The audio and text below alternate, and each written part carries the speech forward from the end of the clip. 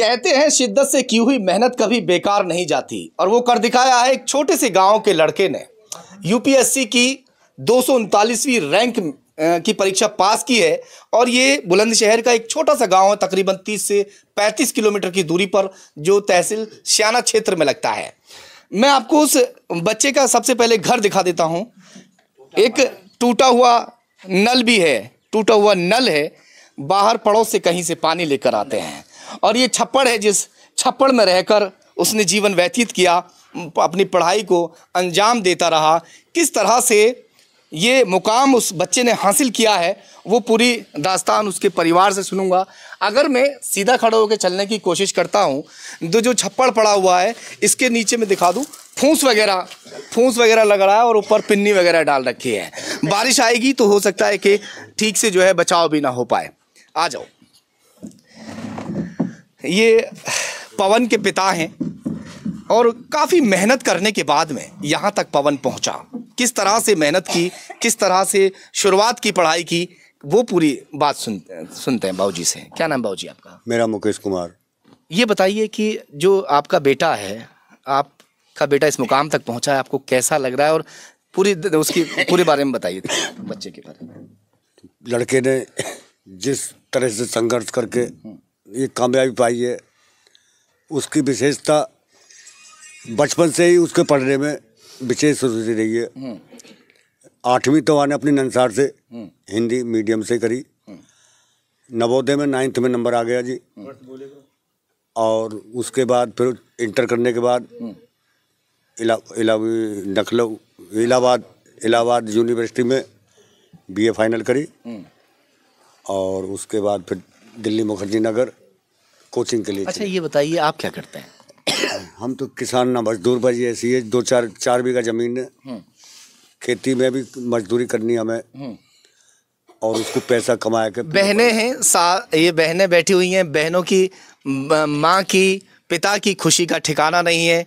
गांव के लोग लगातार यहाँ पर पहुँच रहे हैं, तांता लगा हुआ है गांव वालों का, सभी लोग बधाई दे रहे हैं, और गांव के लोग भी बेहद खुश नज़र आ रहे हैं। कई लोगों से हमारी बातचीत जिस तरह से हुई, खुद लोग हमें यहाँ छोड़ कर गए, घर तक यहाँ बच्चे बड़े सब लोग हमें साथ लेकर आए। बेहद खुश गाँव वाले भी हैं, और कहीं ना कहीं मैं कह दूँ कि हमारे ज़िले का नाम रोशन किया है। माँ से मैं एक बार बात कर लेता हूँ। बाबूजी आप यहाँ जाओ इस पर। जी माँ जी, कैसी हैं आप? पर्दा कर रही हैं, देखो गांव की रीति रिवाज है, तो कोई पर्दे वाले तो है नहीं यहाँ पे, पर्दे वाले नहीं है, हम तो बच्चे जैसे हैं आपके, है ना? थोड़ा सा, हाँ थोड़ा सा और कर लीजिए।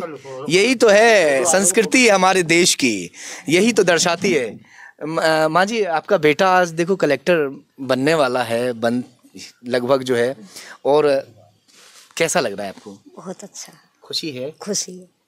और कितनी मेहनत की है बच्चे ने? बहुत अच्छी मेहनत करी है। मेहनत हाँ, अच्छी की है? अच्छी करी। और आपने भी तो मेहनत की है? हाँ, हमने भी मेहनत करी है। क्या क्या मेहनत की? हमने थोड़ा सा पर्दा और उठा लो। हमने भी मेहनत पूरी करी है, मजदूर आदमी है। हाँ। मजदूरी भी करी है। हाँ। अपनी खेती है उसमें भी करे हो, और उसको कर करके पढ़ाए हो, पैसा दिए हैं कमा के। बेटी ने भी करा हो हमारे साथ। मजदूरी करने के लिए पूरा परिवार घर से निकलता था। अपने खेतों में तो जो होती है फसल, जो भी 4 बीघा फसल कोई ज़्यादा नहीं होती, अपनी फसल तो करना ही था, अपनी फसल में काम। मगर जो दूसरों की फसल होती है वहाँ मजदूरी करते थे, पैसा एकत्रित करते, इकट्ठा करते, और उस पैसे को अपने भाई के लिए भेजते थे, है ना? यस, हाँ। ये बहन है आपका, बड़ी बहन है आप उनसे? 3रे नंबर की। 3रे नंबर की बड़ी आप हैं जी। क्या नाम है आपका? भाई से छोटी। मेरा नाम गोल्डी। गोल्डी जी। आपका वीडियो बड़ा वायरल हो रहा है, जो आपने बोला है ना? मुझे बहुत खुशी हो रही थी उस टाइम में, मतलब मुझे कुछ नहीं पता मैं क्या बोल रही, क्या नहीं। खुशी तो साफ चेहरे पर झलक रही है, आज भी जो है खुशी बहुत ज्यादा है, और कहीं ना कहीं वाकई खुशी की बात भी है। तो क्या करके, कैसे बताओ थोड़ा सा। बस हमने भी मम्मी पापा के साथ मजदूरी करवाई, और भाई को पैसे दिए, और उसने भी मेहनत करी। जी जी जी, उसने मेहनत करी, आज मेहनत का फल भगवान ने दे दिया। हाँ। तो आप भी तो पढ़े हुए हैं? जी, मैंने BA कर रखी फाइनल। और आप कितने पढ़े हैं? मैं भी BA फाइनल हूँ, छोटी वाली बहन 12th पढ़ी है। देखिए, बहुत कुछ सीखने के लिए मिलता है। परिवार मजदूरी तो करता ही था, अपने बेटे को भी पढ़ा रहा। मकान की हालत की अगर मैं बात करूं तो ये मकान पूरी तरह से लगभग जर्जर है। मैं एक बार दिखा दूं आपको थोड़ा सा भैया, मैं कहूँगा कि अंदर आके दिखा दें। देखो ये दिखा दें, ये मैं अगर खड़ा हो रहा हूँ तो पूरा ये मेरे बिल्कुल सट गया। और ये पुराने ज़माने की जो कड़ी वगैरह है, वो सारी कड़ियाँ वगैरह सब पुराने ज़माने की कड़ियाँ इसमें लगी हुई है। और मकान लगभग नीचे बैठ चुका है। शायद जो पवन है उनके दादाजी ने ये मकान बना के तैयार किया होगा। जो दीवारें हैं वो फट चुकी हैं, वो दीवारें भी साफ दिखाई दे रही है कि दीवारें जो है फट चुकी हैं, पूरी तरह से मकान डैमेज हो चुका है। क्योंकि जो पढ़ाई लिखाई करवाई, तमाम जो पैसा उसमें खर्च कर दिया किस तरह से। गुड़िया ये बताइए कि जो मकान है आपका, तमाम मकान फट चुका है, इसको थोड़ा बहुत ठीक करवा लेते जैसे, तो कैसे हो नहीं पाया? नहीं, हमने सोचा ही नहीं मकान की तरफ कभी भी। अच्छा। क्योंकि हमें भाई को पढ़ाना था, तो इसलिए हमने मकान की तरफ कभी सोचा ही नहीं। गांव वाले बोलते थे कि मकान मतलब तुम्हारे पास छत भी नहीं। हमने बोला कि छत सब बन जाएगी, जब भैया पढ़ के भैया कामयाब हो जाएगा तो छत भी बना लेगा, सब चीज़ बना लेगा। मैंने कहा आप देखते रहो सब। तो उसकी वजह से ना हमने छप्पड़ का देखा, ना हमने कुछ भी नहीं देखा। बस हमने जैसे टपकता था ये, तो पूरी फैमिली एक खाट पे बैठकर और क्या नाम है, बारिश से बचती थी, सामान को बचाते थे, भगोने परात रख रख के पानी को रोकते थे घर में। तो ये सब करना पड़ता था, लेकिन मजदूरी करके मकान में नहीं लगाया, भाई को पढ़ाया था बस। लेकिन आज भाई ने भी उस मेहनत को हमारी को कामयाब कर दिया। वाकई उसे मालूम था कि जो मेरी बहनें हैं, मेरी माँ है, मेरे पिता हैं, मेरे बुजुर्ग पिता, मेरी बुजुर्ग माँ खेतों में जाकर मेहनत कर रही है, जो मेरी बहनें हैं वो जाके मेहनत कर रही है। उस मेहनत को कामयाब करके दिखाया है पवन ने, और वो मेहनत आज रंग लेकर आई है। आज अब अगर यहाँ तक हम लोग पहुँचे हैं और अगर आप लोग देख रहे हैं, आपको भी अच्छा लग रहा होगा। हर घर में ऐसा बेटा पैदा होना चाहिए। 3 बहनें हैं, तीनों बहनें अच्छे कपड़े पहन सकती थी, श्रृंगार कर सकती थी, मकान को बनवा सकते थे, मिलजुल के जैसे मजदूरी करते थे। मगर उन्हें चाहिए था, उस दौरान ये सोच लिया था कि हमें अपने भाई को पढ़ाना है, हर सूरत हाल में भाई को अपने मुकाम तक पहुंचाना है। और वो आज ये ऐसा हो भी गया है। उसका भी यही था कि मुझे आईएएस बनना, तो आईएएस ही बनना है। पापा ने बोला कि मुझे मतलब छोटी नौकरी कर ले कोई, नहीं पापा मुझे आईएएस ही बनना। छोटी करूँगा, उसकी तैयारी करूँगा तो बड़ी से थोड़ा दिमाग हट जाएगा। तो पापा बोले चलो जैसा हो। गाँव के लोग कहने लगे, गांव के लोग भी कहते थे कि छोटी कर ले, बड़ी ना हाथ लगे तो क्या होएगा फिर, ऐसी स्थिति में से गुजर रहे हो।